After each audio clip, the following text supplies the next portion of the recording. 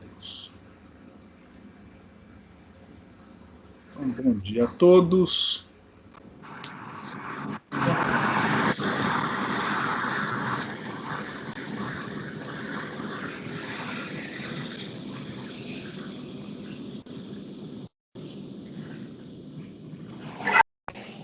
É o microfone de alguém ligado aí.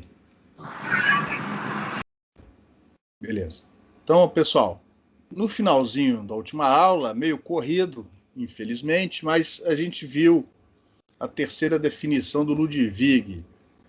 Ela tem a ver com o fato, né, de antenas, principalmente antenas de abertura, antenas refletoras, serem medidas de tal maneira que a definição de polarizações θ e φ, como geralmente a gente imaginaria, né, não são úteis, né, ou pelo menos não vão dar, na hora que você mede, os mesmos resultados da simulação numérica. E o pessoal fica muito intranquilo com isso, né? Porque geralmente, quando você constrói o protótipo e mede, não bate igual a simulação feita no computador. E aí vem aquele problema, né? Porque tem alguém que constrói, tem alguém que mede, tem alguém que projeta. Aí o cara que mede e o cara que constrói, eles olham um para o outro e falam assim, a culpa foi do cara que projetou, que é um teórico, tem lá um programa de computador. E às vezes não é, às vezes é porque foi mal construído ou foi mal medido, enfim. Então, você quer que os resultados da teoria, da simulação, batam com os resultados medidos. Então, o Ludwig, percebendo isso, né, ele propôs que se utilizem essas direções na hora de você definir as componentes do campo. Então, ao invés de você usar θ e φ, ele sugere que você use essas direções E1 e E2. Reparem que elas são, uma é ortogonal à outra. Ó. Se você pegar essa esfera e sobrepor a essa daqui, você vai ver que em qualquer ponto sobre essa esfera, o E1 vai ser sempre ortogonal a E2. E o produto vetorial E2 e E1 vai dar sempre na direção R.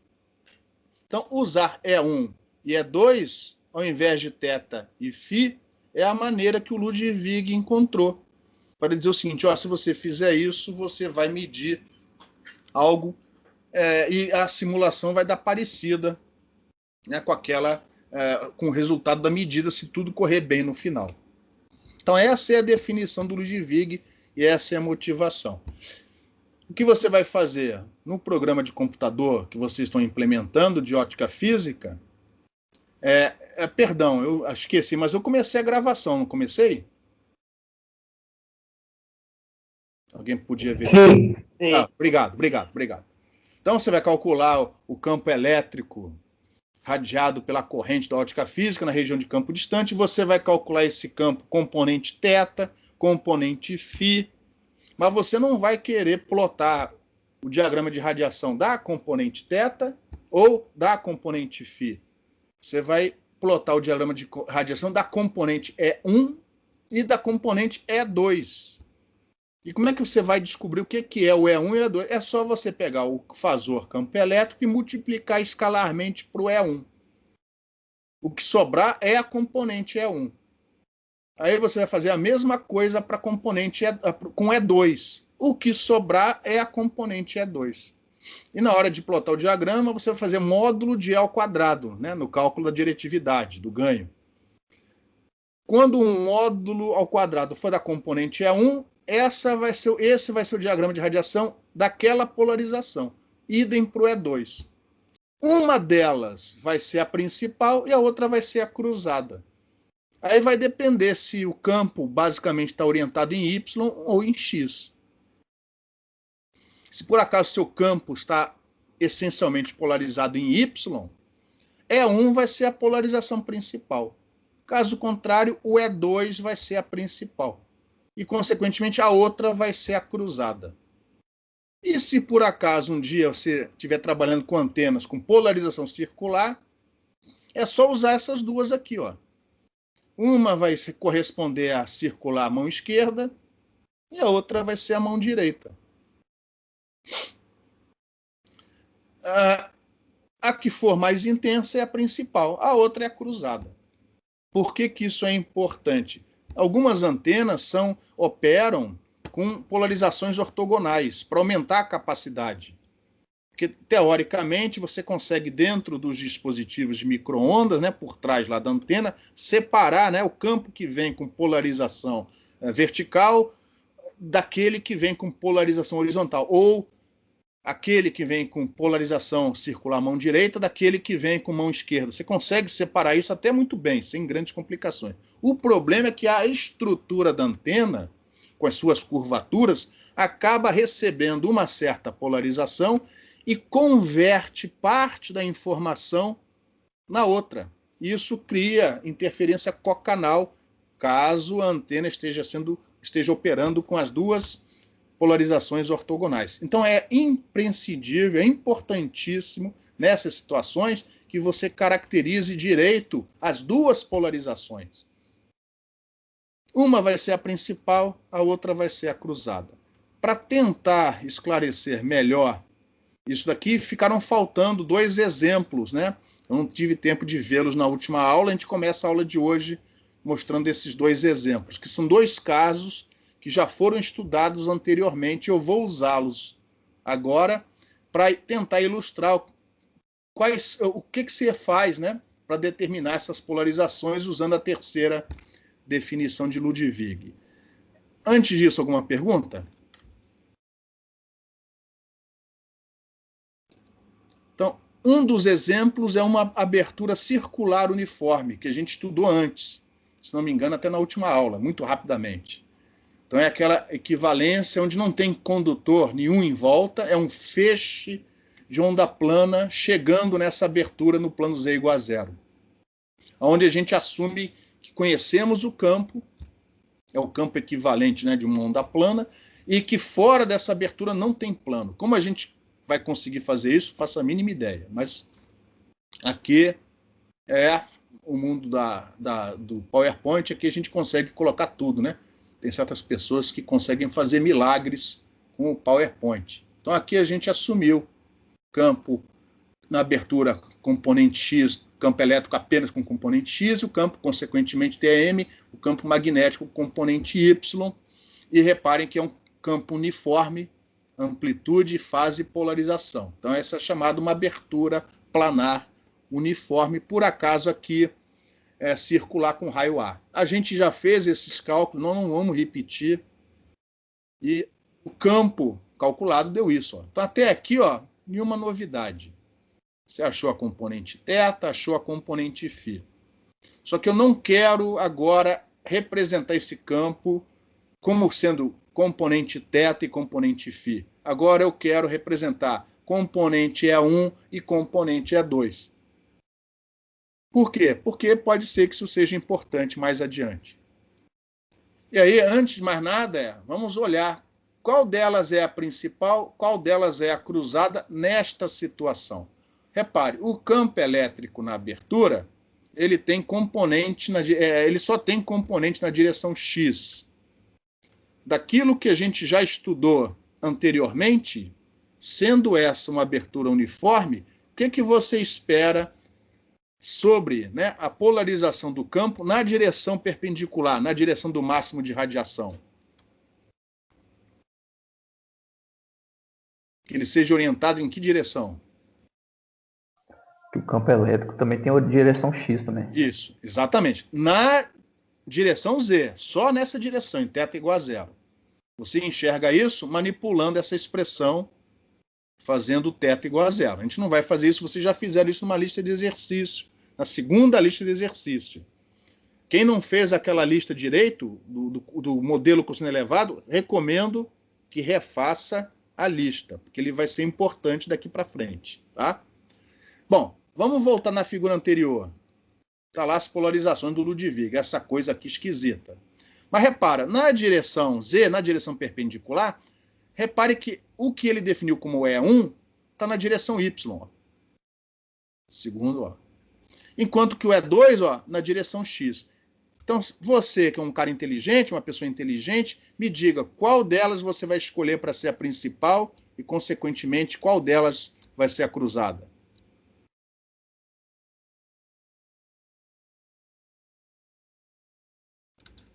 E2 é a principal. E2 é a principal no nosso caso. Beleza? Isso a gente vê olhando. Na primeira vez é difícil, mas se você fizer os exercícios, etc., você vai se acostumar. Nesse caso, o E2 é a principal. O E2 é esse cara daqui, ó. E o E1 é esse aqui. Esse vai ser o cruzado. Aí o que você vai fazer? Vai pegar a expressão do campo, vai multiplicar escalarmente por E2 e E1. Olha para essa expressão. Olha aqui, ó. Cosseno menos seno. Cosseno menos seno. Que vetor é aquele entre parênteses? É o próprio E2. É o próprio E2. Ou seja, este campo, segundo a definição do Ludwig, só tem componente na direção E2. E não é só na direção Z, não. Em todo o espaço do plano para frente. Então, segundo a terceira definição de Ludwig, esta abertura, ou seja, esta antena, não irradia polarização cruzada.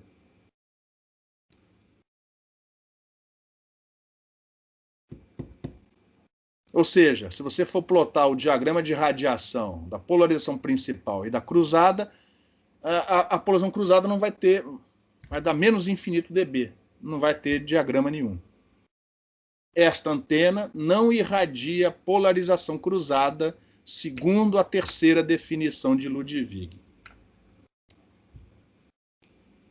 Não irradia polarização cruzada, segundo a terceira definição de Ludwig. Guarde isso na cabeça. Isso vai ser importante quando a gente começar a estudar as nossas antenas refletoras daqui a pouco. Em relação a esse exercício, alguma pergunta? Eu tenho, professor. Quando você fala que não tem polarização cruzada para esse exemplo aí. Segundo a terceira definição de Ludwig. Se você usar outra definição, vai achar polarização cruzada. Mas eu falo em termos de comunicação mesmo, de telecomunicação. Eu coloco uma outra antena em outra direção, que não seja a Z. Ela vai receber duas polarizações diferentes? Se ela estiver devidamente alinhada com esta antena daqui, significa que você vai receber toda a informação naquela polarização desejada. Vamos supor, deixa eu tentar dar um exemplo melhor. Vamos imaginar que nesta abertura você tenha dois campos chegando. Um na polarização X, contendo uma certa informação. Outro na polarização Y, que não foi desenhada aqui, né, não foi colocada aqui, com outra informação. Aí esta mesma antena é usada lá do outro lado para receber, a mesma antena recebendo. Significa que aquela informação que chega na polarização X é recebida lá, toda ela captada para a porta associada àquela polarização. E aquilo que chegar na polarização Y vai passar todinha para a porta referente àquela polarização. Por exemplo, a X é horizontal, a Y é vertical. Então, tudo aquilo que chegar na vertical vai ser tudo chupado e vai para a porta do guia associado à polarização vertical. Quando a antena tem polarização cruzada, significa que na hora de separar o vetor campo elétrico, uma parcela da informação que está na polarização X, ela se transforma uma parcela em polarização Y. E, consequentemente, quando você chupa essa informação, vem ruído junto. Então, polarização cruzada em comunicações, né, em antenas operando com duas polarizações ortogonais, significa interferência cocanal. Uma parte da energia de uma polarização acaba entrando no circuito que deveria receber só a outra. Como é que isso acontece? É a curvatura do refletor, é a presença de alguma coisa obstruindo a abertura que vai perturbar a distribuição do campo radiado. Isso aqui é uma situação ideal, uma antena fictícia, campinho bonitinho, é isso. Então, quando você opera com antenas, operando com as duas polarizações ortogonais, você quer que essa antena tenha um mínimo de polarização cruzada. Isso acaba diminuindo a interferência com o canal. E essa antena pode ser utilizada. Se a antena possui uma polarização cruzada muito intensa, ela não pode ser usada nessas aplicações. Elas são usadas só quando você trabalha só com uma polarização. Porque aí o pior que pode acontecer é você estar jogando informação fora, mas pelo menos não interfere com outro canal. Deu para entender ou não? Mas no seu exemplo aí, em qualquer direção, mesmo que não seja na direção de máxima? Por acaso foi em qualquer direção. Uhum.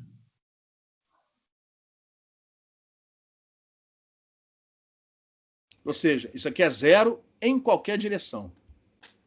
Segundo a terceira definição de Ludwig. Vamos ver o próximo exemplo. Vamos ver se isso ajuda, que é um exemplo onde tem polarização cruzada. A gente mostrou muito rapidamente que as contas são horrorosas. O campo radiado, ó, por essa abertura. Quando você tem sobre essa abertura o modo fundamental de um guia circular, o TE11. É conta pra caramba, mas no final, enfim, esse aqui é o campo na abertura. Então repara que a polarização desse campo na abertura já não é mais uniforme, ó. As linhas de campo elétrico tem essa, mais ou menos, né? Essa aqui foi desenhado à mão. Tem mais ou menos essa distribuição. É um campo mais complicado. O cálculo analítico, usando a equivalência, não foi um cálculo fácil. Esse resultado é difícil de ser obtido analiticamente, mas, enfim, chegamos nesse resultado. Essa é a componente θ e essa é a componente φ do campo radiado por essa antena aí, essa abertura. Mas, segundo a terceira definição de Ludwig, a gente não quer usar θ e φ. A gente não quer usar θ chapéu e φ chapéu. A gente quer usar E1 chapéu e E2 chapéu.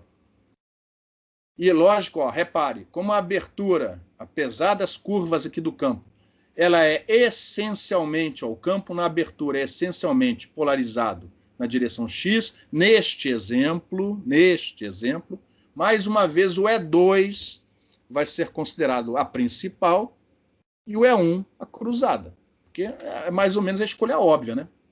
E o resultado final vai mostrar que nós estamos corretos. Então, como é que eu acho essas componentes? Eu vou multiplicar essa coisa horrorosa aqui por E1 e por E2. E quando você fizer isso, ó, vai dar esse trambolho aqui. Esse daqui para o E2, que eu vou chamar de polarização principal, e esse daqui para o E1. Eu vou achar o módulo ao quadrado desse negócio. A potência radiada, a gente já mostrou como calcular antes. Eu acho a diretividade em função de θ e φ para esta componente e faço a mesma coisa para essa. Aí eu vou no MATLAB, pego essa fórmula toda e faço o diagrama de radiação. Esse gráfico daqui, ó. Esse gráfico já é um gráfico do diagrama de radiação usando as definições de Ludwig. Em linha cheia é o diagrama de radiação da polarização principal.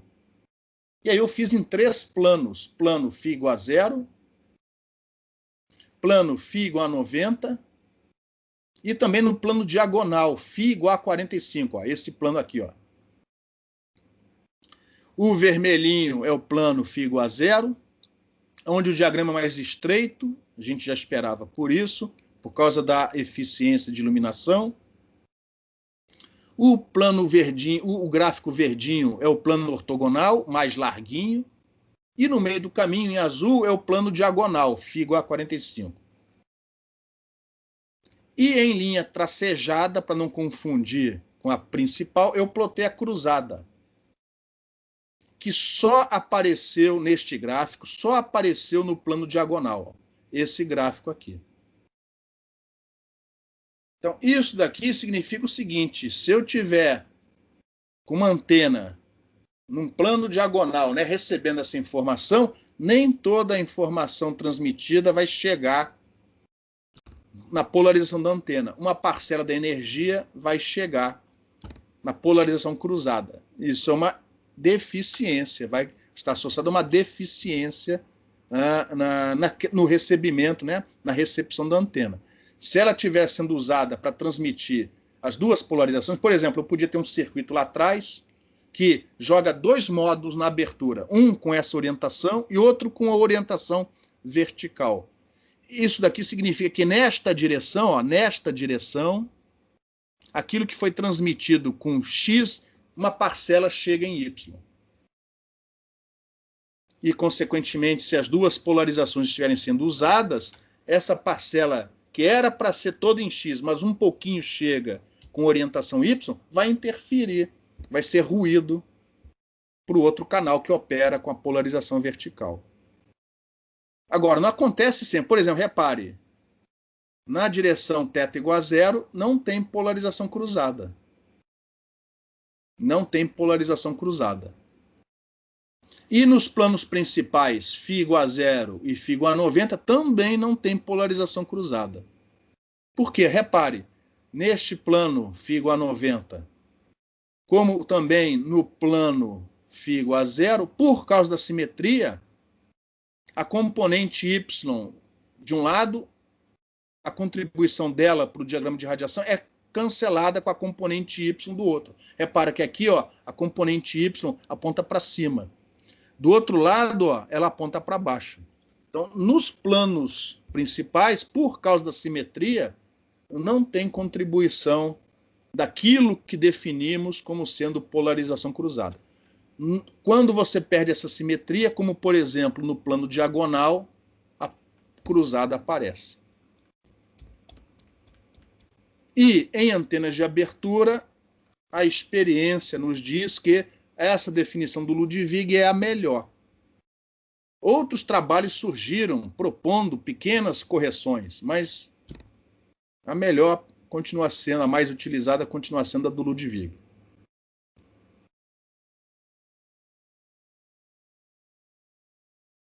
Eu espero que isso tenha ajudado a ilustrar um pouco melhor as definições dessas polarizações e por que elas são úteis.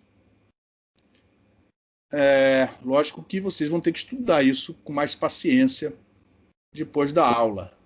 Alguma pergunta?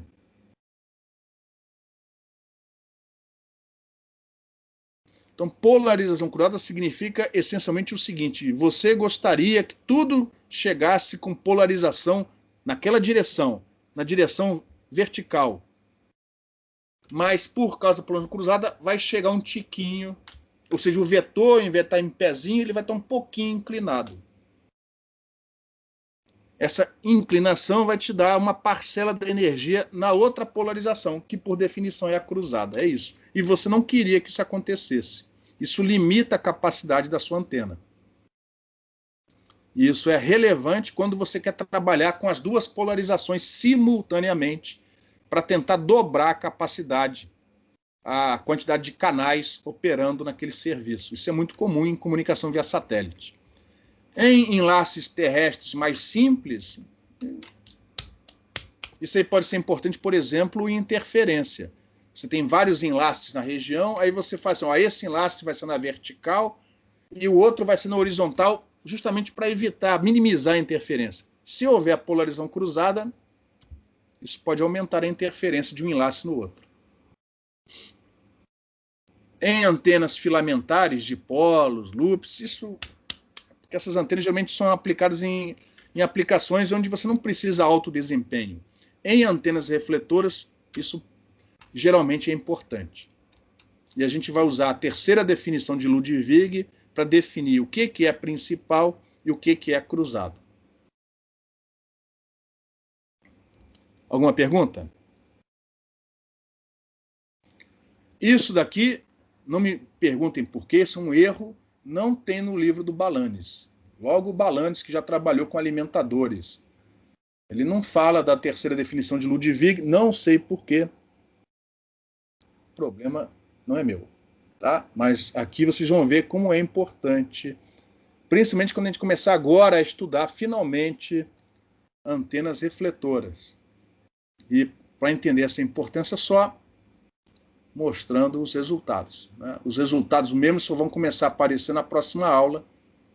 Aqui a gente vai começar com uma introdução e começar mostrando a geometria da nossa primeira antena refletora, que é o refletor parabólico simétrico. Então aqui, ó, nós já estamos no conjunto número 9 de transparências, tá? E esse conjunto 9 vai ser só sobre o refletor parabólico simétrico. Se não me engano, isso está no não da mesma maneira, mas está no capítulo 15 do Balanis. Tem algumas seções do capítulo 15 onde ele discute o refletor parabólico simétrico, provavelmente a antena refletora mais utilizada antena de abertura, né? Antena refletora mais utilizada em sistemas de comunicação. Vocês veem refletor parabólico simétrico para tudo quanto é lugar. Então a gente vai fazer aqui um blá blá blázinho inicial para mostrar algumas propriedades desse refletor parabólico simétrico.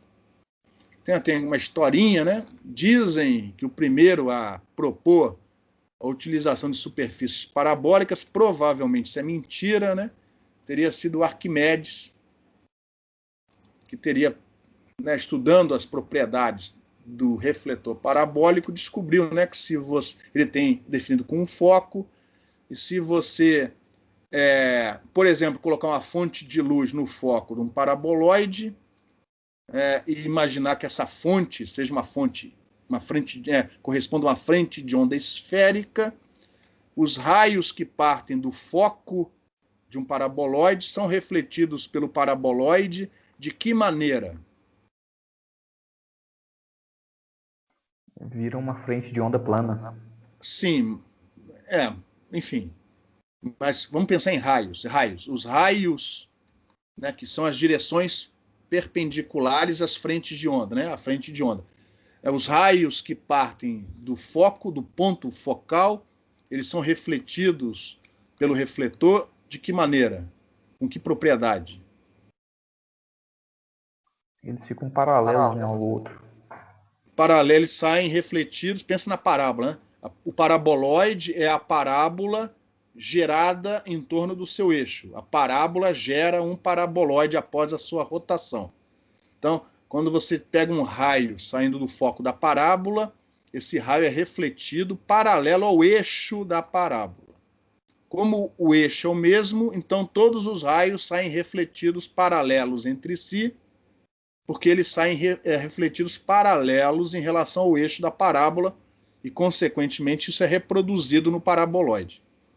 E o sentido inverso é a mesma coisa.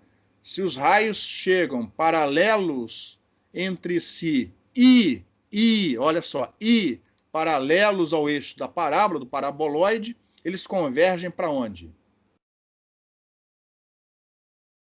Para o foco. Para o foco. Então, o Arquimedes, dizem, né, provavelmente é lenda, que ao perceber isso, ele construiu um espelho parabólico grandão.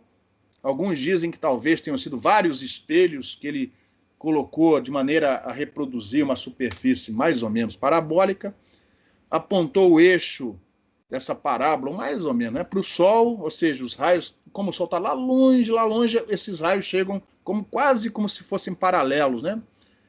E aí isso aí concentra num foco. E aí ele jogou esse foco em cima lá dos navios, teria queimado os navios, provavelmente isso é mentira, né? Bom, o que é verdade é que, muitos séculos depois, no século XVII, o Newton ele começou a pesquisar, entre outras coisas, né, a construção de telescópios. E ele percebeu que, ao invés de usar lentes, usando espelhos, como, por exemplo, nessa configuração, isso é chamado um telescópio newtoniano, ele conseguia diminuir a aberração. Isso está fora do escopo do curso. Mas a ideia aqui é interessante em antenas refletoras. O que ele fez aqui? Ó? Aqui no final,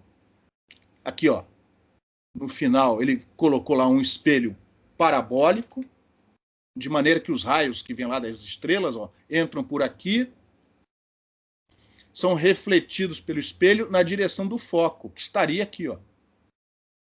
Só que como é que você vai colocar aqui uma lente e enfiar a cara aqui na frente? Se você enfiasse a cara aqui na frente, você ia tapar Então, ele colocou no meio do caminho um espelhinho, de maneira a refletir o foco para cá.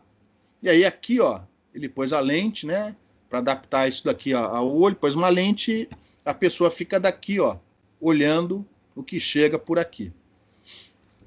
Então, essa ideia, séculos mais tarde, começou a ser utilizada em radiofrequência. O pessoal pensou o seguinte, olha, se isso funciona com a luz, e como parece, né, que a luz é uma onda eletromagnética, então talvez a gente possa usar os mesmos conceitos com a tal onda eletromagnética. E, aparentemente, o primeiro que fez isso foi o Hertz, durante as suas experiências, né, para tentar provar que, entre outras coisas, né, que a onda eletromagnética existia, que as equações de Maxwell estavam corretas. Ele acabou, entre outras coisas, né, bolando esse refletor parabólico cilíndrico.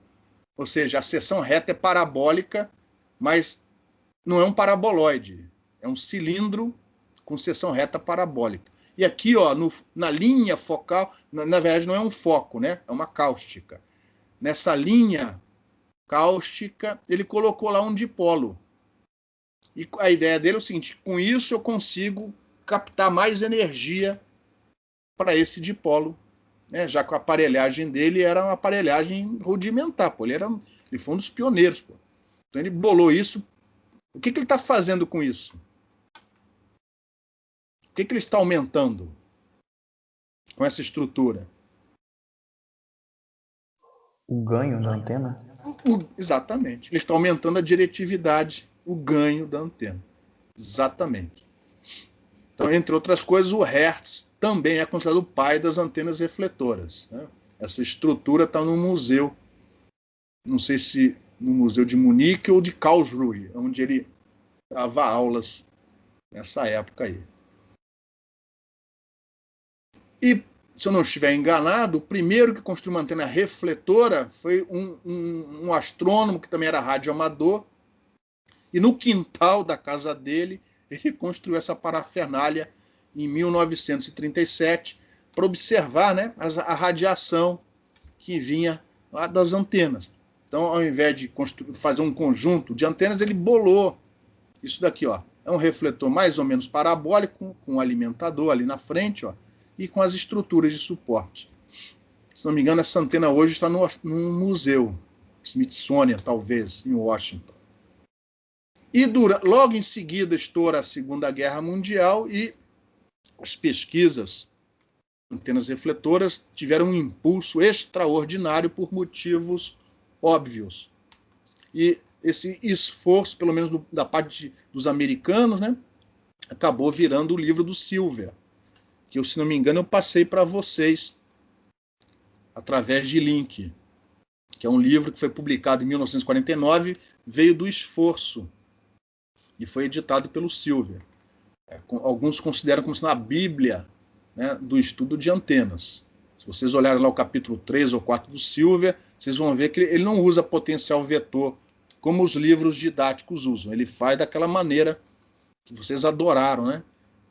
Usando a segunda identidade de Green e chegando, né, nas equações integrais do campo elétrico e do campo magnético. E em alguns capítulos lá para frente ele trata de antenas de abertura, em particular antenas refletoras. Inclusive, agora estou me lembrando, aquele exemplo que a gente acabou de mostrar da abertura circular com o modo TE11 do guia circular está resolvido no livro do Silver, onde ele usa as identidades de Lommel para resolver achar aquele campo radiado. Então você vê que o que uma guerra não faz, né? O cara corre atrás mesmo. Então, antenas refletoras basicamente funcionam como se fossem lentes, tá? Ou seja, você quer colimar a energia. Você quer fazer de uma antena que, em princípio, teria pouca diretividade em algo com uma diretividade maior. Como, por exemplo, não em radiofrequência, né? Mas é o exemplo do farol. Você não quer que essa energia vá em todas as direções, porque o navio vai estar aqui, ó.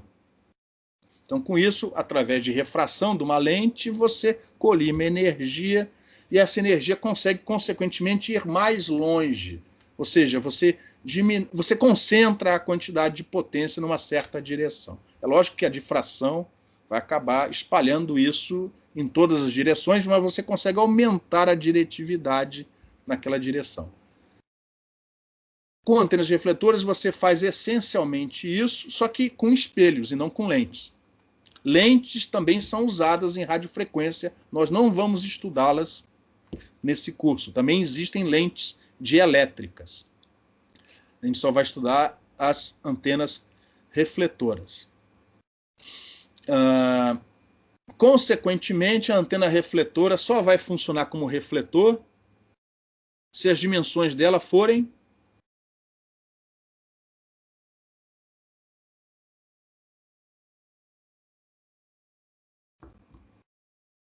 grandes eletricamente falando, né? Grandes. Exatamente. Se você pegar uma antena refletora com um diâmetro de um comprimento de onda, aquilo ali e uma cadeira pintada de metal, é capaz da cadeira ser até melhor.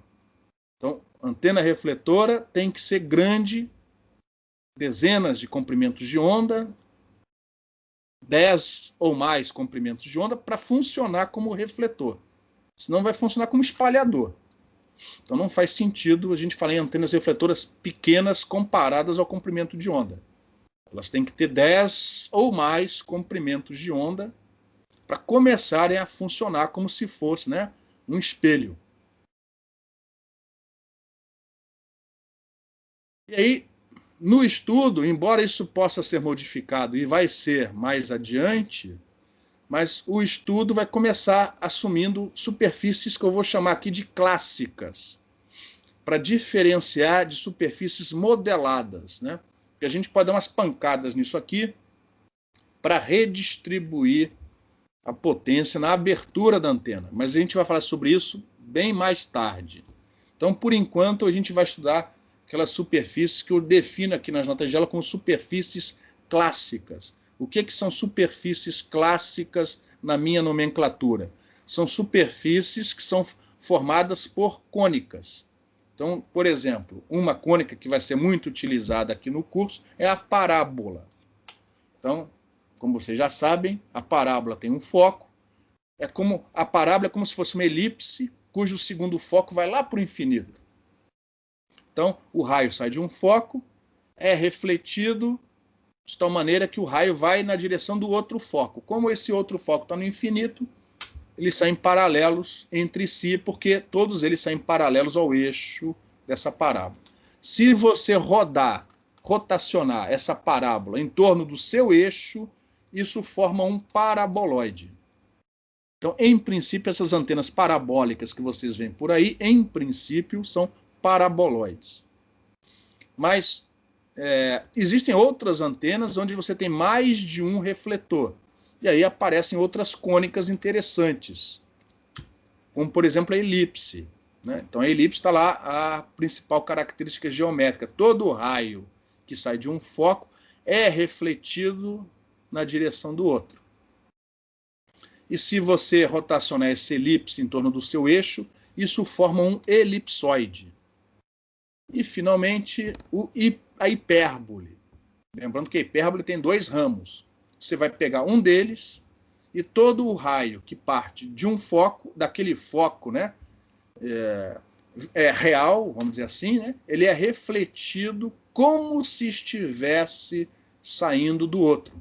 Aí, no caso, esse outro é um foco virtual, porque o raio não chega mesmo a cruzá-lo, né? É como se estivesse saindo do outro foco. Quando você rotacionar essa hipérbole em torno do seu eixo, isso forma um hiperboloide. Então, inicialmente, nós vamos estudar antenas refletoras cujas superfícies são ou paraboloides, ou elipsoides, ou hiperboloides.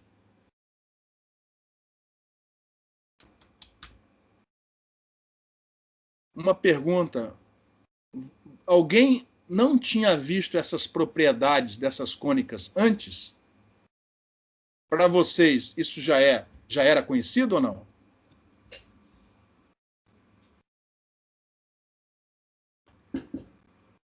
Então, beleza. Nos livros de matemática, de cálculo, vocês encontram as equações dessas cônicas, mas eu, por experiência própria, eu vejo que às vezes é um pouco menos comum aparecerem as equações dessas cônicas nas suas fórmulas polares, que para nós são as mais úteis. Então, nesta outra transparência, eu tentei, da melhor maneira possível, apresentar algumas equações. Todas vão ser importantes ao longo dos estudos que seguem. Então, eu vou começar com a parábola, no caso, o paraboloide. Então, eu já estou colocando aqui, perdão, alguns parâmetros que vão ser úteis, né? O que a gente vai querer fazer na próxima aula? É rastrear o campo que vem do alimentador, a gente vai assumir esse campo, uma onda esférica, partindo rigorosamente, né, do foco do paraboloide. Na prática, isso vai ser meio difícil, você vai ter que dar aquela alinhada, né? Mas aqui, nas transparências, tudo funciona, é como se fosse uma fonte esférica, rigorosamente posicionada no foco do paraboloide, e a gente vai querer rastrear o campo usando os conceitos de ótica geométrica até chegar na abertura.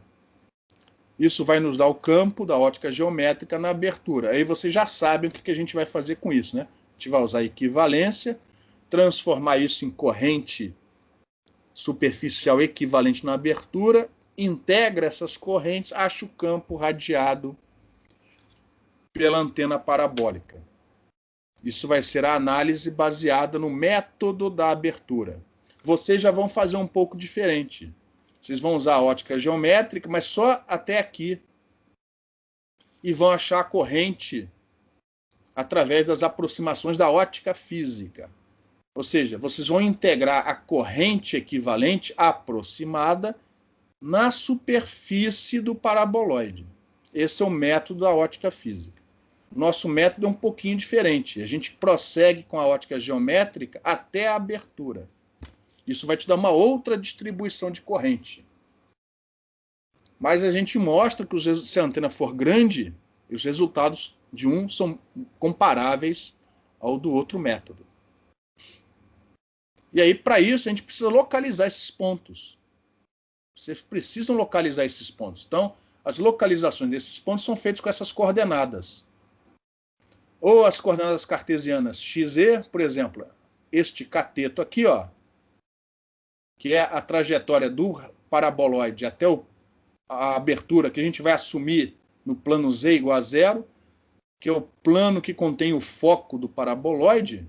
Isso aqui vai ajudar a localizar o ponto aqui. Então, esse cateto, ó, é a coordenada Z desse ponto, é o módulo da coordenada Z desse ponto, já que para trás Z é negativo, né?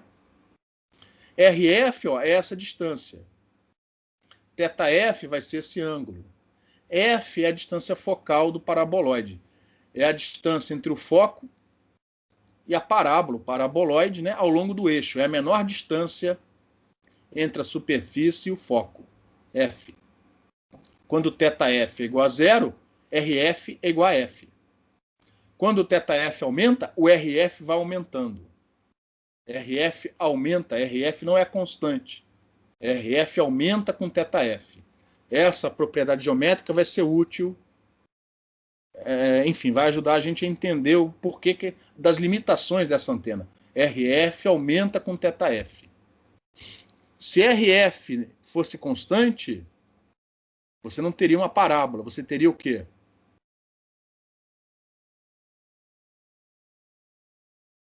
Uma circunferência. Um círculo, exatamente. Circunferência. E aí, não seria um paraboloide, seria uma esfera.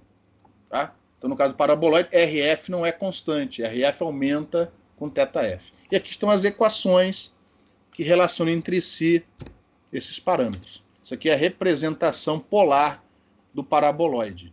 RF é igual a 2 vezes F dividido por 1 mais cosseno θF. Repare, quando o θF aumenta, RF aumenta. E vocês também já devem ter visto que a distância medida ao longo da trajetória óptica, do foco até a abertura, é constante. E se a gente escolher o plano da abertura para ser o mesmo plano onde está o foco desse paraboloide, essa constante é 2f. Porque é f para frente, depois mais f para trás. 2f. Com esta equação aqui, eu não vou fazer isso porque isso é fácil. Com essa equação e com a ajuda desse triângulo, você prova que isso é verdade. Esse menos EF é porque Z nesta figura é negativo. Isso aqui é mais módulo de ZF. Essa distância ao longo da trajetória óptica é constante, independente do raio, independente da direção θF. Por enquanto, alguma pergunta?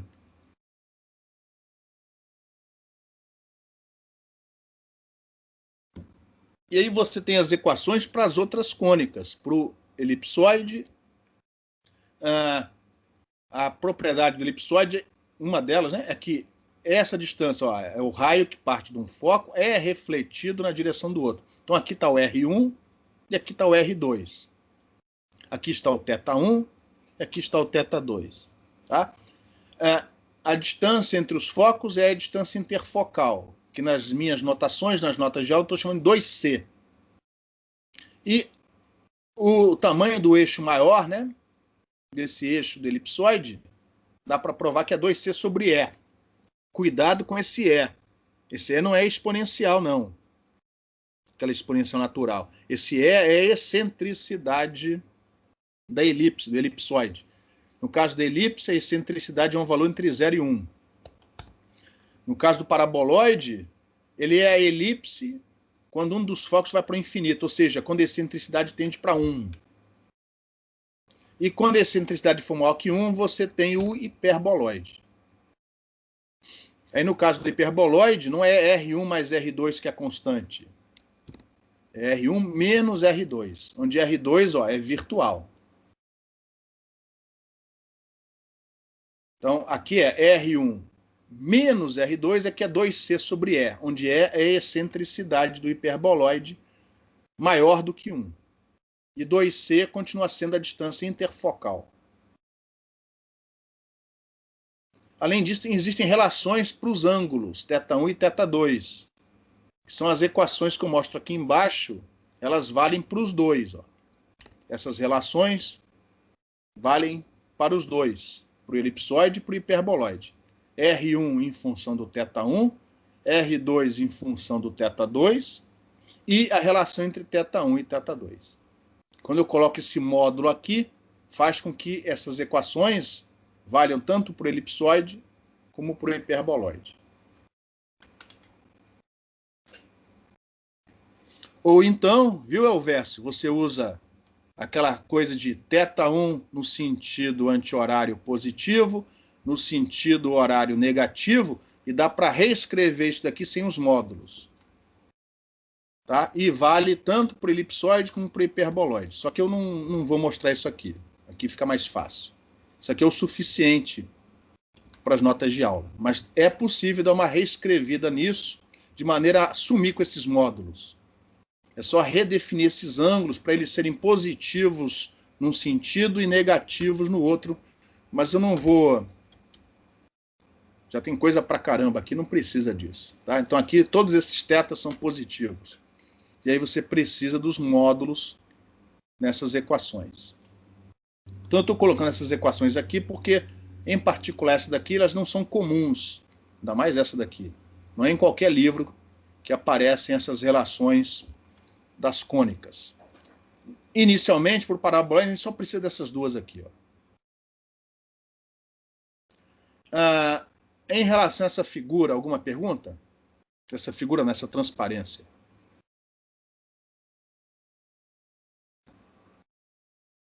Então, refletores clássicos, né, não são os mais práticos são os modelados. Mas não adianta agora falar em refletor modelado se a gente não entender o clássico primeiro. Né? Então, eles podem ser dispostos de maneira a colimar esse feixe radiado. Ou seja, pensando sempre na antena transmitindo, colimar feixe significa partindo de um ponto, ou seja, de uma frente de onda esférica, eu quero que em algum momento esses raios saiam paralelos, porque isso, de certa forma, representa uma diretividade maior para aquela antena. Isso pode ser feito com uma superfície, no caso, tem que ser o paraboloide. Não tem como. E temos aqui um exemplo bem comum do que a gente chama de refletor parabólico front-fed. É a mesma coisa que refletor parabólico simétrico, né? No caso, o foco fica exatamente no centro da abertura e você é obrigado. O alimentador é uma estrutura como essa. É um guia de onda terminado de uma maneira especial. Isso daqui vocês já viram antes, né? Essa abertura circular gera um diagrama de radiação que, por sua vez, vai iluminar o refletor e, por sua vez, vai jogar essa energia para frente, se tudo correr bem, aumentando a diretividade. Essa anteninha sozinha teria uma diretividade bem pequititinha, essa estrutura toda acaba gerando uma antena com uma diretividade muito maior. Como você tem que ter esse alimentador colocado aqui na frente, no foco, você tem que ter uma estrutura para sustentar esse alimentador aqui na frente. No caso dessas antenas, essa aqui em particular, o próprio guia que leva e traz, né, a informação lá no alimentador é usado para fazer o suporte mecânico da antena. Tá dando para ver aqui, ó, a projeção, a sombra, né? Ele faz uma curva aqui, ó, de maneira a sustentar, manter esse alimentadorzinho ali mais ou menos no foco do paraboloide. É óbvio que toda essa parafernália é indesejável aqui na frente, porque ele está bloqueando a abertura do refletor. E você sabe que bloqueio de abertura causa o quê?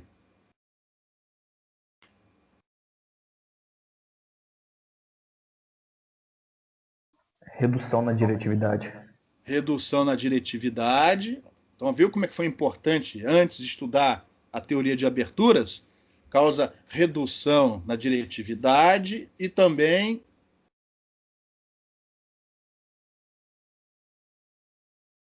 aumento dos lóbulos secundários. Lembra daquela abertura bloqueada? Então, bloqueio da abertura causa, além de despolarização, mas aí já é mais difícil fazer esses cálculos, causa diminuição na eficiência da abertura, na eficiência de iluminação, consequentemente, diminuição da diretividade da antena e aumento dos lóbulos secundários. Mas não tem jeito, pô. Como é que você vai fazer? Para isso, você precisa de outras configurações, que a gente vai estudar mais adiante. Por exemplo, você pode ter uma estrutura com 2 refletores. E mais ainda, esses refletores eles podem estar com eixos deslocados, de tal maneira que a abertura do refletor principal não seja bloqueada nem pelo alimentador, pela estrutura de alimentação, e nem por essa segunda superfície que você pôs aqui. Isso aqui é chamado de um refletor, uma antena duplo refletora offset. Offset porque os eixos estão deslocados entre si. Então, repare, isso aqui continua sendo um paraboloide, isso aqui continua sendo um hiperboloide, ou seja, isso aqui é gerado por uma parábola que é rotacionada em torno do seu eixo. Só que na hora de recortar, né, de definir a borda da superfície, né, de pegar a tesoura e definir a borda da superfície, você não corta de forma simétrica em torno do eixo. Você corta aqui, ó, fora do eixo. Então, ó, aqui tem um exemplo de um duplo refletor offset. Ó. Isso aqui é um paraboloide. No caso aqui, talvez até seja modelado, mas enfim, em princípio é um paraboloide. Só que ele não é mais simétrico. O eixo dele não passa aqui no centro. O eixo dele passa aqui embaixo. Ó. Só que isso é tão suave que você nem percebe isso. Então, qual é a ideia? Aqui, nesse caso de ser um hiperboloide. O hiperboloide tem 2 focos. Então, aqui neste foco, você põe o seu alimentador. Você põe aqui o alimentador. E aí você sabe que todos os raios refletidos pelo hiperboloide, eles refletem como se estivessem vindo do segundo foco. E aí o truque é, neste segundo foco, você faz coincidir o foco do paraboloide. Para o paraboloide, é como se esses raios estivessem vindo do seu foco e, consequentemente, saem paralelos ao eixo do paraboloide. Ou seja, esses raios saem paralelos aqui. E se você posicionar isso direito, você consegue fazer com que esses, em princípio, né, segundo a ótica geométrica, esses raios não sejam bloqueados. Isso faz com que a abertura do refletor não tenha bloqueio. Consequentemente, você tem menos lóbulos secundários, você tem uma diretividade melhor. Com duas superfícies, você, através de modelagem, consegue controlar melhor o campo, a distribuição do campo na abertura. Em compensação, uma antena mais cara.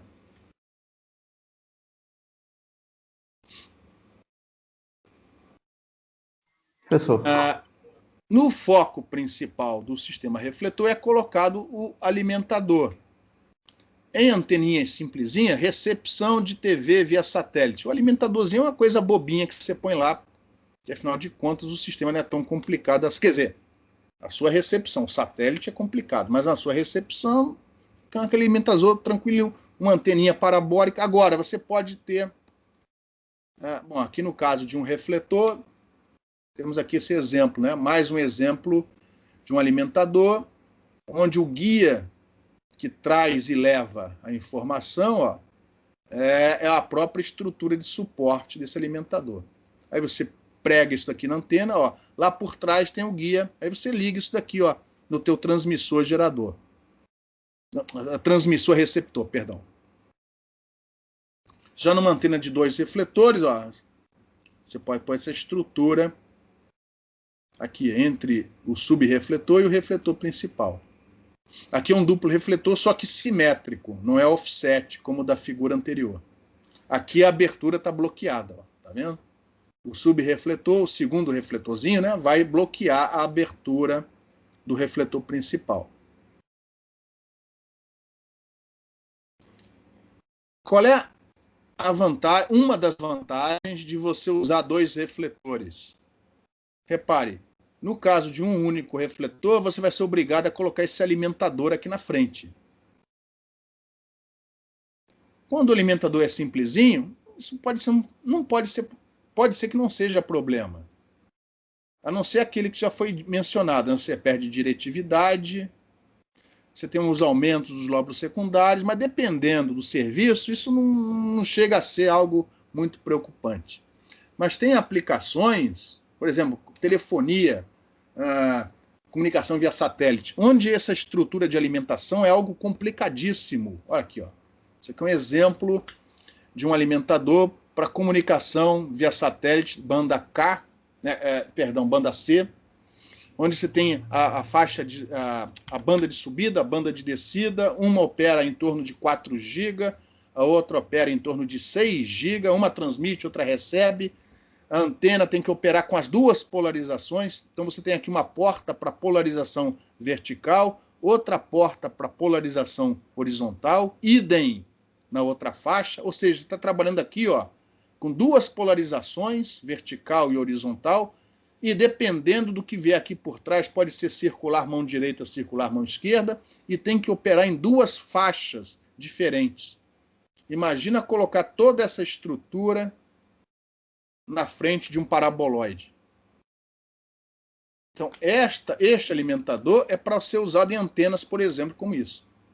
E com isso, ó, repare, por causa da geometria, o acesso ao alimentador é mais simples. Por exemplo, essa estrutura sai pelo refletor. Ó, tá vendo? Ó? Esta estrutura que é a corneta, é uma corneta, ela sai, pela superfície aqui do refletor principal, e toda aquela parafernália fica aqui por trás, ó. Não é o caso dessa figura, né? Mas você põe aqui atrás. Então, quando você usa 2 refletores, uma das vantagens é facilitar o acesso do alimentador ao foco do sistema refletor, que pode ser um alimentador muito complicado. Isso daqui não pode ser usado com uma única antena parabólica. Então, geralmente, isso aí seria uma estrutura para um sistema com 2 refletores. Aqui uma figura. Isso aqui, ó, foi um projeto aqui do Brasil. O Brasil já foi já teve grupos de pesquisa de ponta no projeto desse tipo de estrutura, na década de 1980. Com a privatização da Telebrás, tudo isso foi perdido. E aqui tem um exemplo, que não é do Brasil, mostrando um sistema de alimentação para antenas com 2 refletores. Não sei se é para radiotelescópio ou para comunicação, telefonia. E aqui tem uma antena com 2 refletores, no caso são 2 refletores simétricos, a abertura é bloqueada, está aqui a estrutura de alimentação protegida com um radome, né, saindo para fora do refletor principal. O resto está escondido lá por trás. Isso aqui, no caso, eu acho que é um radiotelescópio.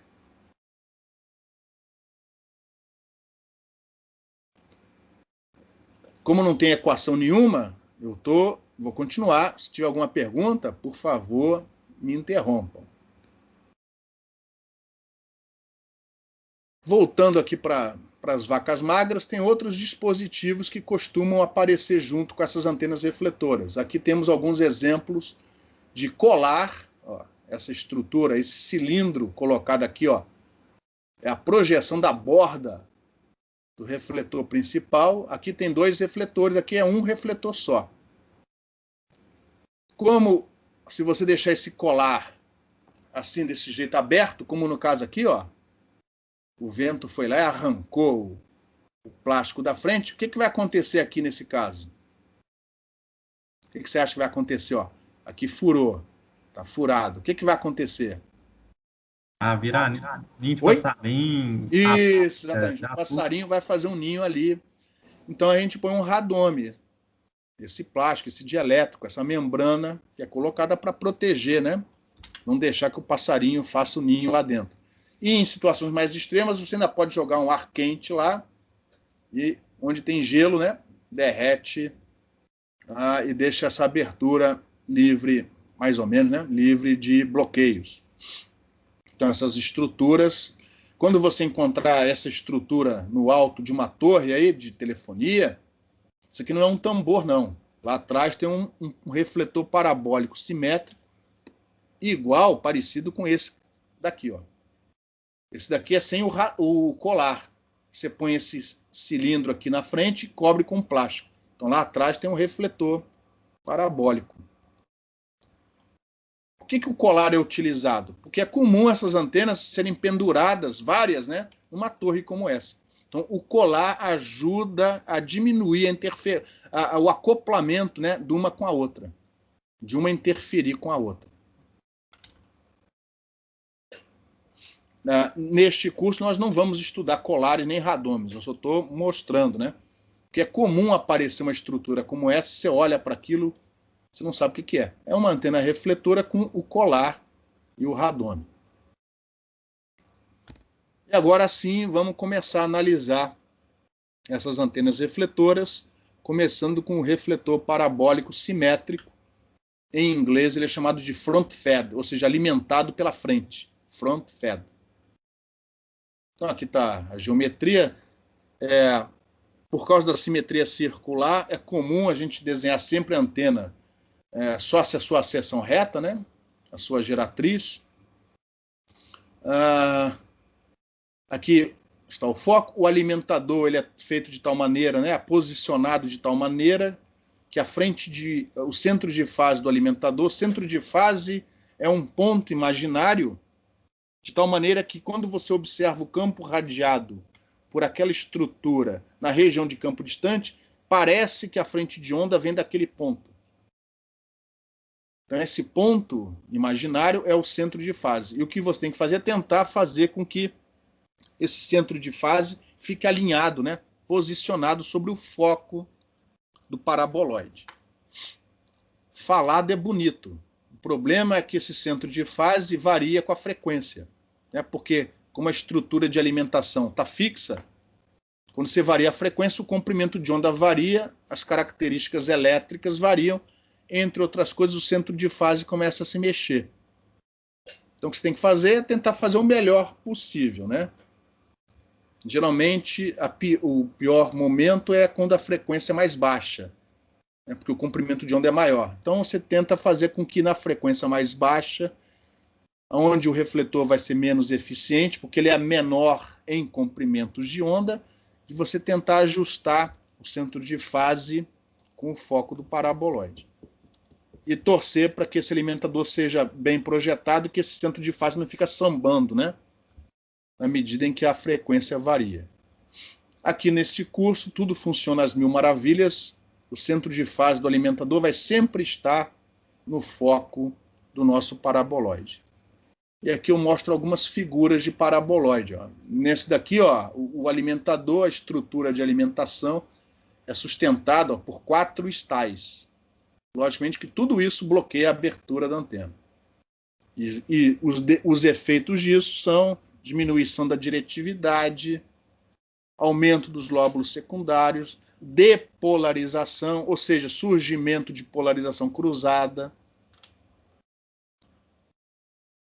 Outros exemplos aqui também são 4 estais, dá para ver pela sombra aqui, ó. Tem outros que são apenas 3 estais.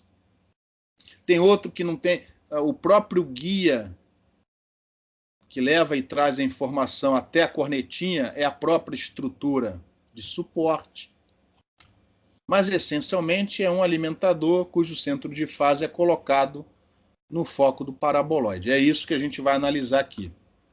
Então, entre as antenas refletoras é a geometria mais simples, porém, tem esse problema do bloqueio que é causado pelo alimentador e pela estrutura de suporte, que na nossa análise vão ser rigorosamente ignorados. A gente vai achar o campo na abertura sem levar em conta o efeito do bloqueio. Ou seja, o alimentador vai jogar o campo e misteriosamente vai sumir.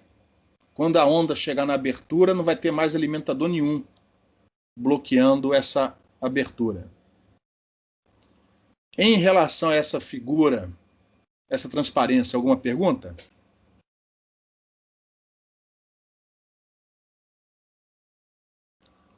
Então, o que nós vamos fazer aqui? Como é que a gente vai analisar antenas? Uma maneira mais rigorosa de analisar essa antena em particular é a ótica física, o que vocês estão implementando, ou deveriam estar implementando. Não deixem o trabalho atrasar. Vocês já perceberam que alguns de vocês vão precisar dessa nota do trabalho. Não deixa para o final. Vai tudo acumular nas costas de vocês. E esse semestre, o dia 31, que é o último dia de aula, é um dia antes de eu ter que fechar o diário, a não ser que a universidade resolva mexer nesse calendário. Então vai ficar tudo apertado nas costas do professor e você acha que vai acontecer o quê? O professor vai jogar a carga para cima de vocês, tá certo? Então não deixa acumular. Então, uma maneira de analisar essa antena e, consequentemente, de projetar essas antenas é utilizando a ótica física. É o programinha que vocês estão implementando. Se vocês programarem direitinho, esse programa vai ser bom, prático, se um dia você for projetar antenas parabólicas. Aqui, a gente vai usar o método de abertura, ou seja, a gente vai rastrear os raios usando conservação de energia, condição de contorno. Aqui o rastreamento vai ser simples, porque vocês já sabem qual é a trajetória. Imagina se a superfície fosse arbitrária. Aqui não, aqui você já sabe que o raio sai daqui e chega aqui, você sabe isso. Então, isso vai facilitar extraordinariamente o rastreamento de raios. Uma vez obtido o campo na abertura, a gente vai usar a equivalência, transformar aquilo em corrente equivalente, integra a corrente e calcula o campo. Então é isso que a gente vai fazer. Tá? Não é tão preciso quanto a ótica física, mas isso vai nos dar insight físico, vai nos dar equações que vão ajudar a gente a entender como essas antenas funcionam. Aí sim, depois que você entender, aí você vai usar métodos de momento, ótica física, elementos finitos, meshless, que mais que tem? FDTD, aí você usa o que você quiser para analisar esse negócio. Mas para entender a antena, a gente vai usar o método de abertura, ótica geométrica, rastreamento de raios e a teoria de aberturas que a gente viu antes, que vai ser útil nesse processo. Então, para isso, a gente precisa descrever direitinho a geometria da antena. entre outras coisas, achar normal a superfície.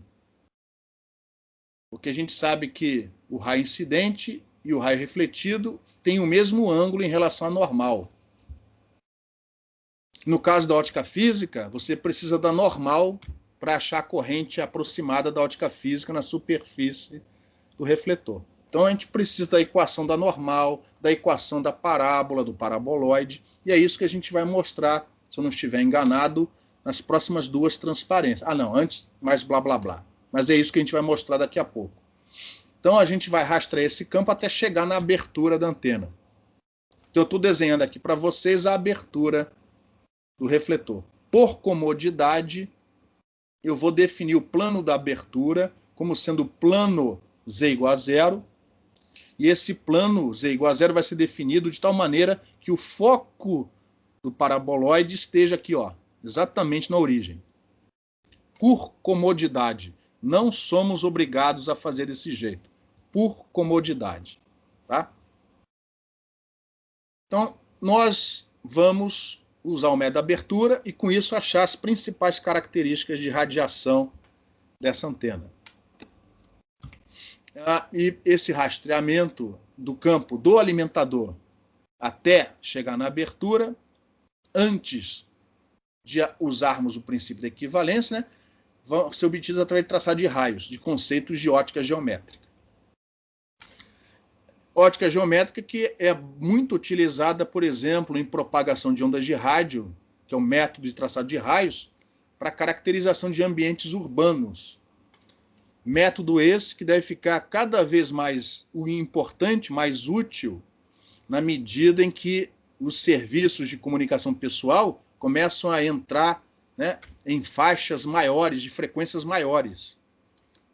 30 GHz, 60 GHz, ondas milimétricas. Aí quase tudo vai virar raio. E ótica geométrica vai ter, provavelmente, uma importância maior para aqueles que forem mexer com essas técnicas de caracterização de canais rádio nessas frequências mais elevadas.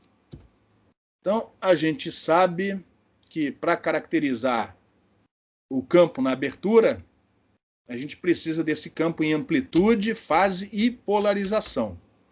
Então, a gente vai obter esse campo vetorialmente, usando conceitos de ótica geométrica. E a gente já viu, muito rapidamente, mas a gente já viu que para essa abertura ter a maior diretividade possível, o que tem que acontecer?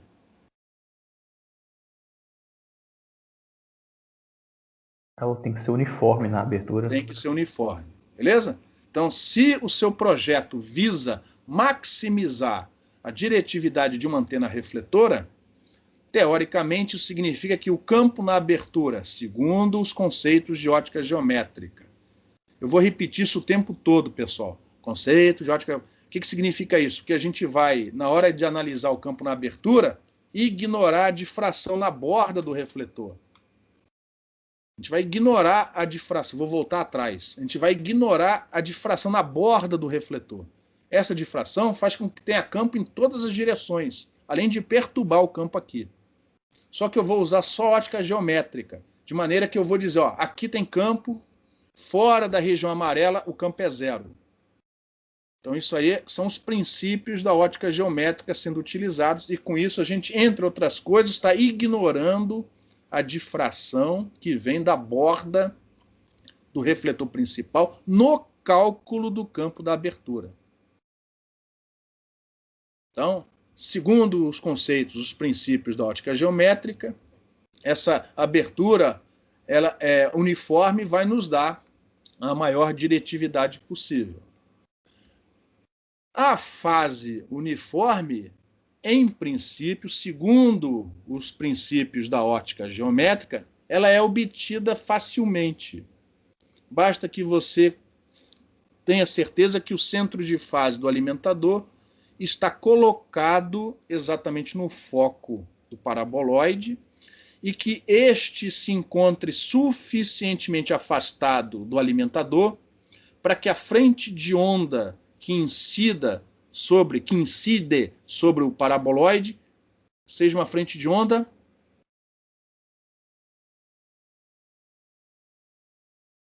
Esférica. Esférica e TEM. TEM. Então, vou voltar atrás de novo. Se você colocar aqui como alimentador uma antena muito grande, além de você aumentar o bloqueio da abertura, é capaz de que o refletor parabólico ainda não esteja suficientemente afastado daquela antena. E, consequentemente, essa teoria que a gente vai mostrar vai para o espaço. Então, isso aqui que a gente vai falar, vai mostrar, só vai funcionar direito se o alimentador for suficientemente pequeno, e vocês viram nas figuras anteriores que os alimentadores desses refletores parabólicos simétricos, eles são pequenos.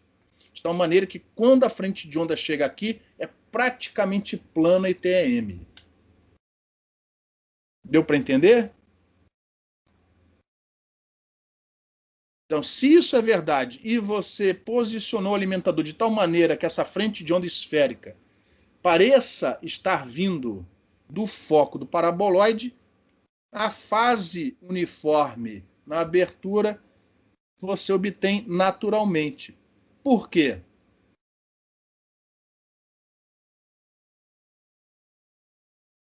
Porque independente do ângulo θF, né? O caminho percorrido até a abertura é o mesmo. Exatamente. Lembra? A distância percorrida até a abertura é constante. Isso é uma propriedade da parábola. É uma propriedade geométrica, ótica, geométrica. Uma propriedade da parábola. O percurso do foco até a abertura, ao longo da trajetória ótica, ao longo do raio incidente refletido, é constante. Consequentemente, a onda, segundo os princípios da ótica geométrica, chega com fase constante na abertura. Isso significa que esse espelho transforma uma frente de onda esférica numa frente de onda plana, segundo os princípios da ótica geométrica. Desde que a frente de onda que chegue em cima do refletor seja uma frente de onda esférica TM, desde que o alimentador seja suficientemente pequeno para que o refletor parabólico esteja na região de campo distante deste alimentador e o centro de fase deste alimentador esteja exatamente no foco do paraboloide. Em relação a tudo isso que eu falei, alguma pergunta?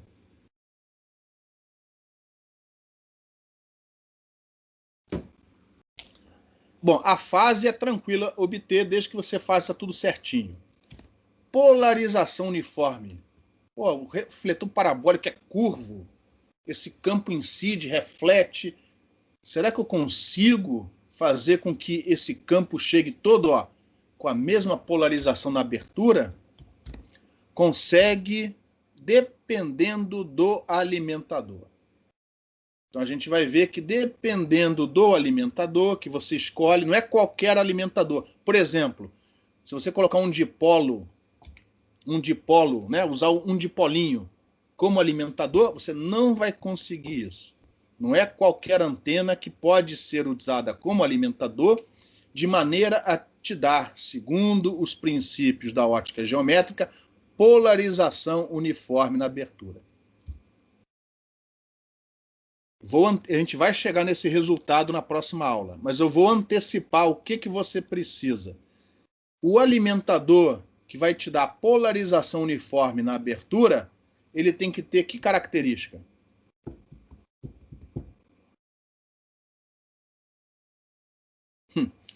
Você não faz a mínima ideia. Eu vou antecipar.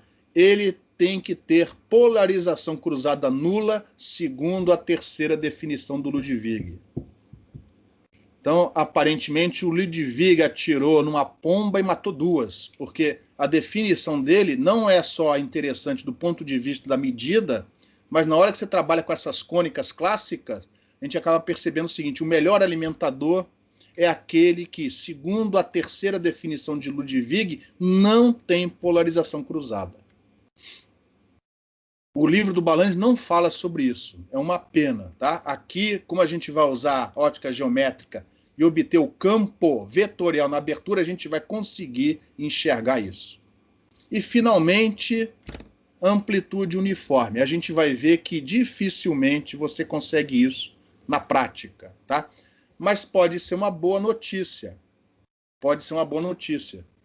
Você sabe que amplitude uniforme na abertura aumenta, né, a sua diretividade. Mas, por outro lado, ela tem um problema. Qual é?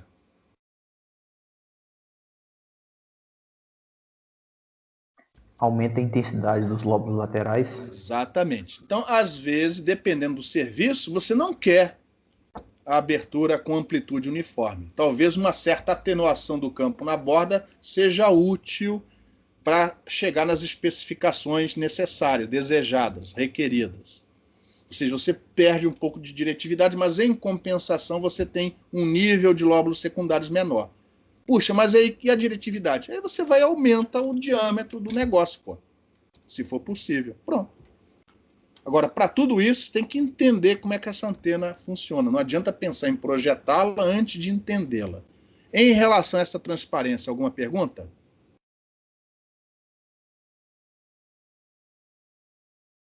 Finalmente, as equações. Então, está aí a geometria da parábola que gera o paraboloide. Como o alimentador vai estar apontando para dentro, né, para o centro do paraboloide, eu vou precisar de dois sistemas de coordenadas. Um que eu estou chamando aqui de F, ZF, XF, YF, e consequentemente θF, φF e RF. Antes de você perguntar, F é porque em inglês o alimentador é chamado de feed, F-E-E-D. Então aqui, ó, tudo que é F refere-se às coordenadas que vão ser usadas para representar o campo que vem do alimentador e chega aqui, ó, no ponto P do paraboloide. E quando eu chegar na abertura, eu vou esquecer tudo que está aqui atrás, usando equivalência, né? Vou jogar tudo isso aqui fora. E daqui para frente, eu vou usar as coordenadas x, y, z para representar o campo radiado pela abertura. Então, já vou antecipar. Nós vamos ter 3 campos aqui. 3 campos. Não confundam. É o campo radiado pelo alimentador, o campo que chega na abertura e, posteriormente, na próxima aula, o campo que é radiado por essa abertura, que é o nosso objetivo final. Então, para representar o campo do alimentador, eu vou usar esse sistema auxiliar F, onde o ZF aponta no sentido oposto do Z.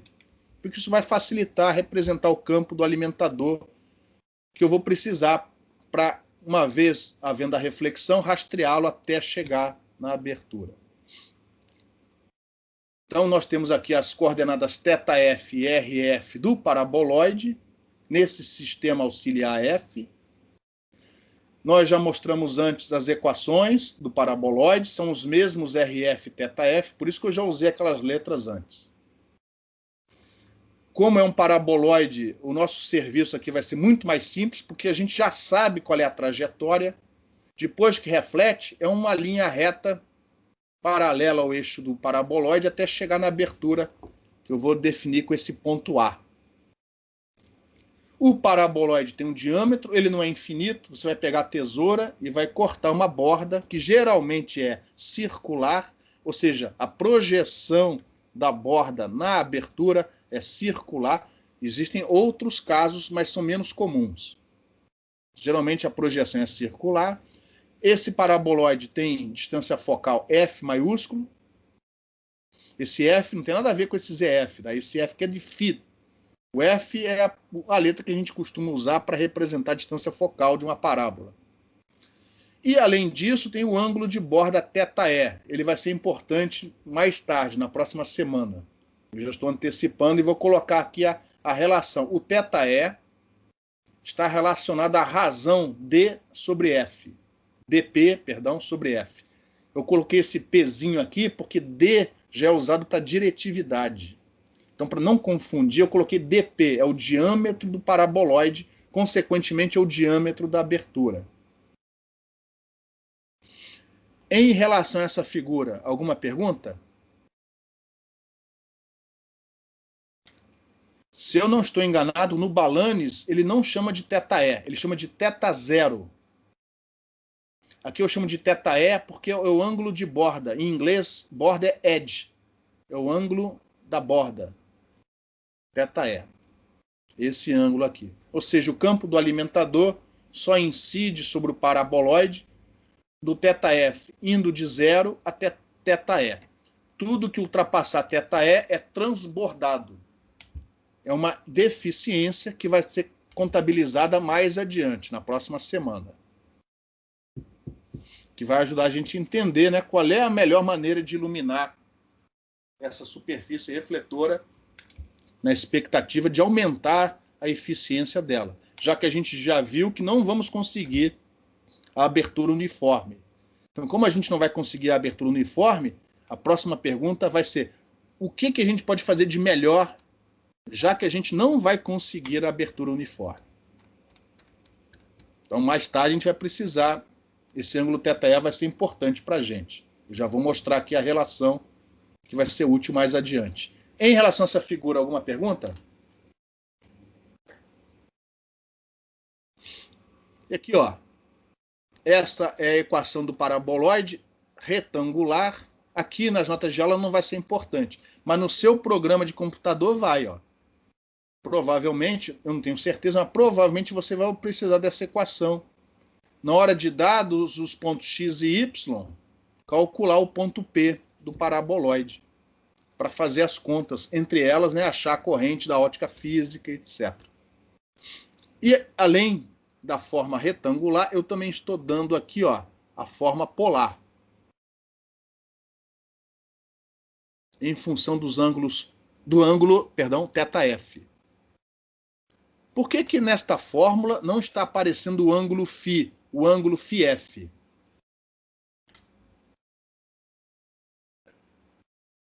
Porque o paraboloide é simétrico, hein? Isso. Como ele é circularmente simétrico, RF não depende de φ, F, só depende de θf, exatamente. Outra coisa, repare que o RF não é constante, ele varia. A trajetória até a abertura é constante. Mas RF não é. RF aumenta e PA diminui. RF aumenta, o PA diminui do mesmo tanto, de maneira que a soma é constante. Mas o RF e o segmento PA não são constantes. A soma é constante, mas individualmente eles variam. Só que um aumenta, o outro diminui, de maneira que a soma é sempre constante. Essa observação vai ser útil mais tarde. RF aumenta na medida em que o raio vai se afastando do eixo de simetria. E, como vocês pediram, né, usando a equação do polar do paraboloide e com a ajuda do triângulo retângulo aqui da figura, dá para mostrar que a razão dp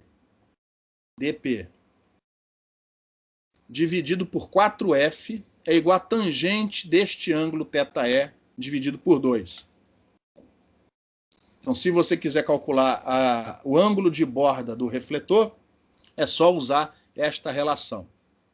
Esta relação vai ser útil mais tarde.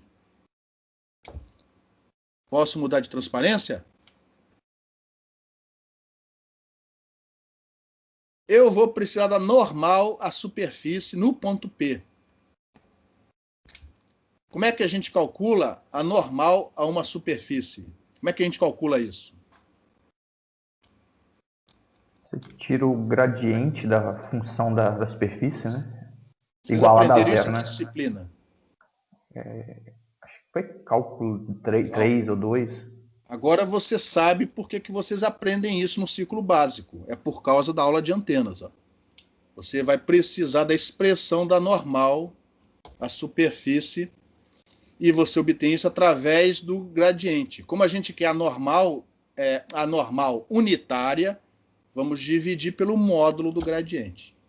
E qual é a função psi que nos dá a sua derivada, o seu gradiente vai dar essa normal? É a função polar, porque eu vou querer usar coordenadas esféricas. Pô, por que você quer usar coordenadas esféricas? Porque o campo que vem aqui do alimentador, que eu vou assumir o ponto P na região de campo distante, ele vai ser uma frente de onda esférica Então, a gente vai usar as coordenadas esféricas. Então, eu já vou dar a normal em coordenadas esféricas, porque na hora de fazer as contas, já vai estar tudo no mesmo sistema de coordenadas. Então, eu vou usar aquela equação polar. Aí, com muita paciência, você vai lá no livro do Balanes, vê como calcular o gradiente em coordenadas esféricas. Essa função é tranquilíssima. No final, você faz as contas e mostra que esta é a equação da normal nas coordenadas esféricas θf, φf e rf. θf, rf e φf. Φ. Onde é que está o ângulo φ nessa expressão?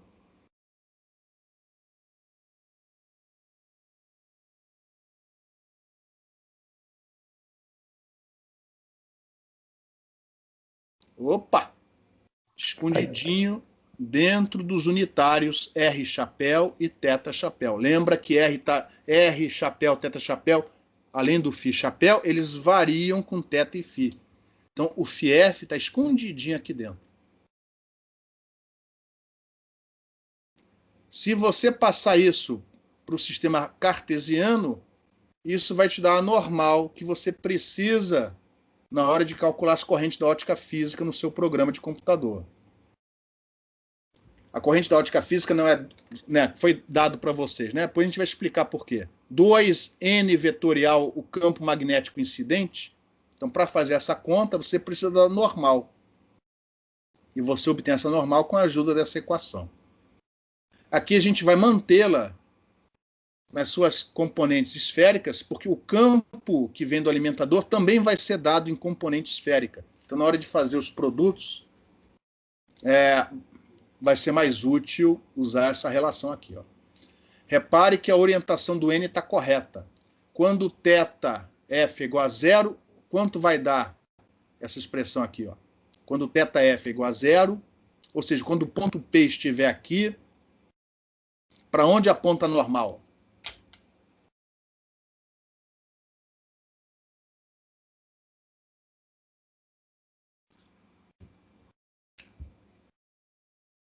Ô, meu Deus do céu. Quando o ponto P estiver aqui, para onde aponta a normal? Para a direção menos R, para dentro. Menos RF. Então, o sinal, que é importante aqui, ó, o sinal foi escolhido corretamente. Essa normal tem um sentido exatamente como mostrado aqui na figura. Isso aqui já foi dito, mas para reforçar, a distância RF mais PA é constante. Como a gente escolheu o plano da abertura para conter o foco do paraboloide, essa constante é 2F. F para um lado, depois F para o outro. E você consegue mostrar isso, ó, vendo que... enfim, você consegue mostrar isso. Tá? Não vou perder muito tempo, porque é tudo... Você consegue mostrar, provar que isso é verdade, utilizando a equação do paraboloide e os triângulos retângulos nessa figura. O caminho óptico é constante, consequentemente, segundo os princípios da ótica geométrica, se tudo correr bem, você obtém a fase uniforme na abertura. E as coordenadas do ponto A é tranquilo, porque o ponto A tem a coordenada x igual à coordenada x do ponto P, a coordenada y igual à coordenada y do ponto P e z igual a zero. Ou seja, uma vez calculada a posição do ponto P, a posição do ponto A é ridículo. É só você projetar aquele ponto P no plano z igual a zero. Em relação a essa transparência, alguma pergunta?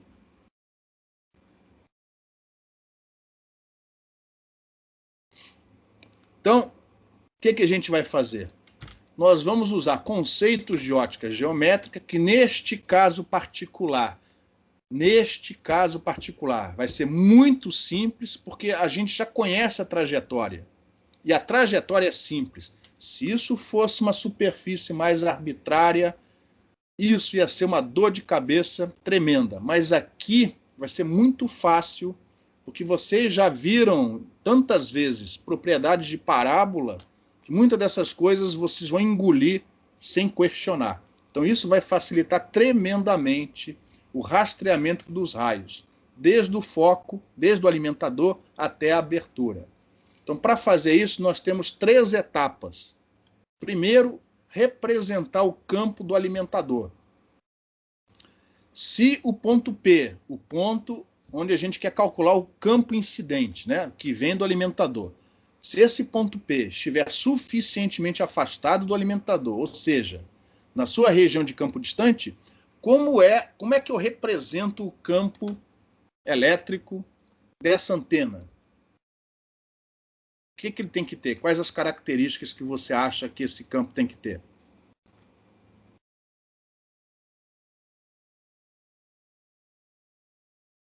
O campo tem que ser TEM. TEM. O campo tem que ser separável em função do R, né? Em função do quê? A variação com R pode ser separada do resto, a variação, né? do R é conhecida, é o fator de onda esférica, eu já posso colocá-lo em evidência. E que mais? A frente de onda esférica aí? É TEM. TEM. Então só tem componentes, o campo elétrico, só tem componentes vetoriais. Teta e Φ. Teta e Φ. Pronto. Ou seja, se o ponto P estiver suficientemente afastado, isto daqui representa o campo de qualquer antena. Ou seja, quando eu escrevo desse jeito, eu estou permitindo que qualquer antena possa ser usada, em princípio, como alimentador. Frente de onda esférica e TEM. Essa função T vai representar a variação com θ e φ da componente θ, né, θF, do campo do alimentador, e P, a componente φ. T porque θ em inglês, tá, em português também é com T, e φ porque em inglês o φ é PHI, né? Então T e P são as componentes, tirando fora, que foi isolado aqui, o fator de onda esférica, T e P representam as variações, né, do campo elétrico, componente θ e componente φ.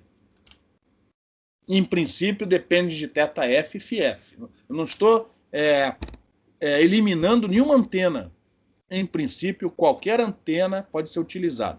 Mais tarde, a gente vai ver que T e P, se você quer polarização uniforme na abertura, o T e o P não podem ser qualquer um. Mas, por enquanto, eu não estou preocupado com isso. Então, se eu escolher RF para ser a distância entre o foco e o ponto P, este é o campo do alimentador imediatamente antes da incidência. Por isso que eu coloquei aqui P-. Imediatamente antes. É o campo aqui um titiquinho antes de chegar no refletor. Qual tem que ser a próxima etapa? Calcular o campo refletido. Calcular o campo refletido imediatamente após a reflexão, que a gente vai chamar aqui de EP+. E na próxima transparência eu vou provar essa equação para vocês. Por enquanto, vamos acreditar. O campo EP+, imediatamente após a reflexão, é dado por essa expressão. Eu vou precisar do campo incidente e da normal, que eu já mostrei algumas transparências para trás. Depois que ocorre a reflexão, eu tenho que rastrear o campo do ponto P até a abertura. O que acontece imediatamente após a reflexão?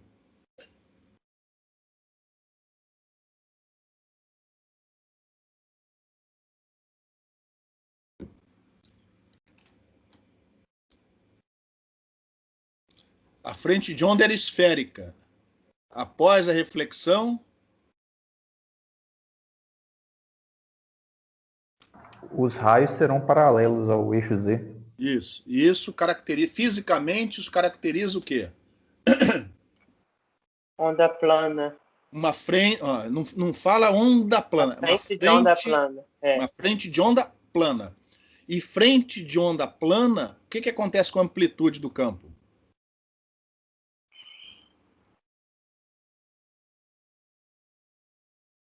Conservação de energia.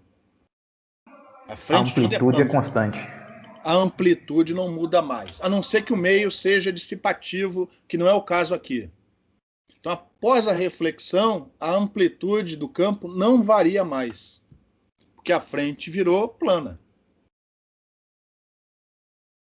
O que você tem que alterar? O que vai mudar entre o ponto P e o ponto A no campo? Segundo os princípios da ótica geométrica. A fase. A fase, porque você vai percorrer uma distância extra entre o ponto P e o ponto A. Então, após a reflexão, tudo que você precisa fazer, segundo os princípios da ótica geométrica, é acrescentar a fase ao campo imediatamente após a reflexão. Cuidado, eu estou colocando aqui o sinal de mais, tinha que ser menos. É menos, é elevado a menos JKR. Menos JK vezes a distância percorrida. Mas eu estou colocando mais porque na minha figura a coordenada Z do ponto P é negativa. Então eu estou assumindo o ZP negativo. Por isso que eu estou colocando mais. Isso não ficou claro na figura, eu deveria... enfim, mas o P é negativo. E isso vai nos ajudar, eu vou parar a aula daqui a pouco, a rastrear o campo e achar o campo na abertura, que é o que a gente quer, para finalmente aplicar o princípio da equivalência e obter a radiação desse refletor parabólico na região de campo distante. Eu vou terminar a aula só mostrando, provando esta equação. Normalmente eu iria para o quadro branco fazer alguns desenhos, porque a demonstração é muito simples. Mas por causa da pandemia, né, nossa aula é remota, eu percebi que eu ia ter dificuldade, eu acrescentei essa transparência que eu vou mostrar agora. Então esta é a prova daquela equação da reflexão. Então eu estou colocando aqui a superfície do refletor e a normal. Aqui está o campo incidente. Esse é o campo incidente, está incidindo aqui, ó, no ponto P do paraboloide. Esse daqui, ó, é o campo imediatamente antes da incidência. Eu deveria desenhar esse vetorzinho vermelho aqui em cima, mas aí a figura ia ficar uma porcaria, tá? Tem esse é o campo imediatamente antes da incidência, o EP-, e este é o campo imediatamente após a reflexão, que eu também deveria desenhar aqui em cima, mas aí a figura ia ficar toda confusa. Aí, para enxergar melhor, eu vou dar um zoom neste ponto aqui, ó. Um zoom neste ponto. Opa, o que eu fiz aqui? Charles? Ah, não, Charles. Eu marquei com um aluno aqui, ele já está entrando, ele não sabia da aula, perdão. Eu vou agora dar um zoom aqui, ó. Um zoom. E esse zoom foi tão zoom que a superfície até ficou plana. Tão suave que ela é. Aqui está a normal. E repare, como tem que ser a intensidade do campo imediatamente após a reflexão.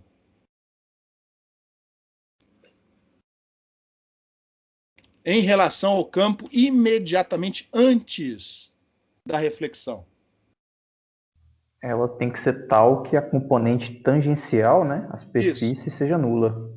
Como o campo total é a soma dos dois, o campo total não pode ter componente tangencial.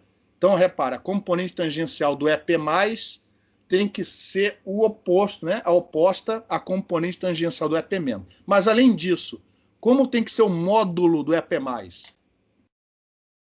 Em relação ao módulo do EP-.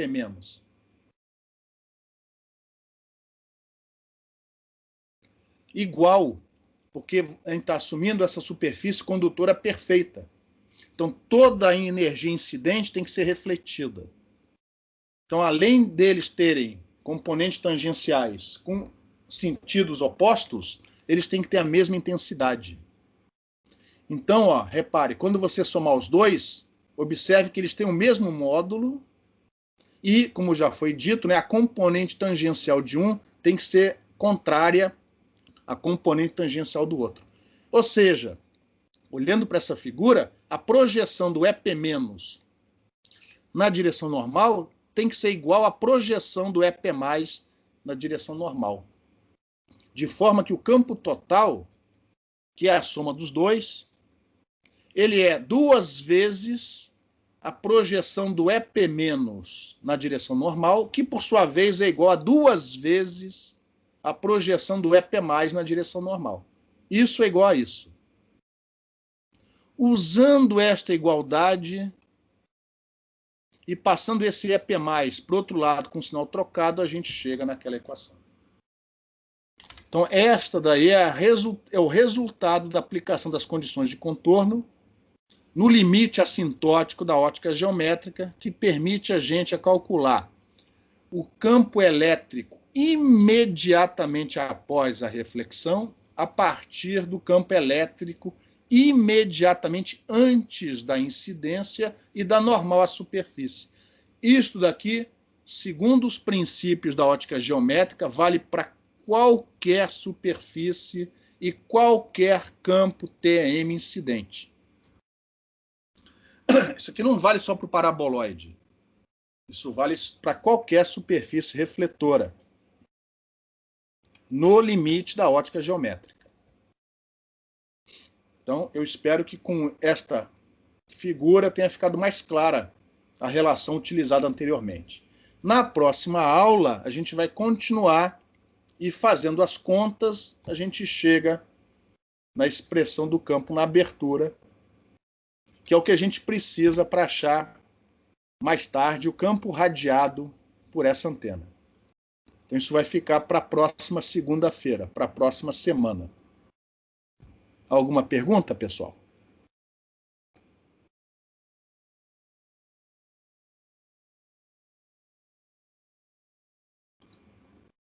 Então eu vou parar aqui a gravação.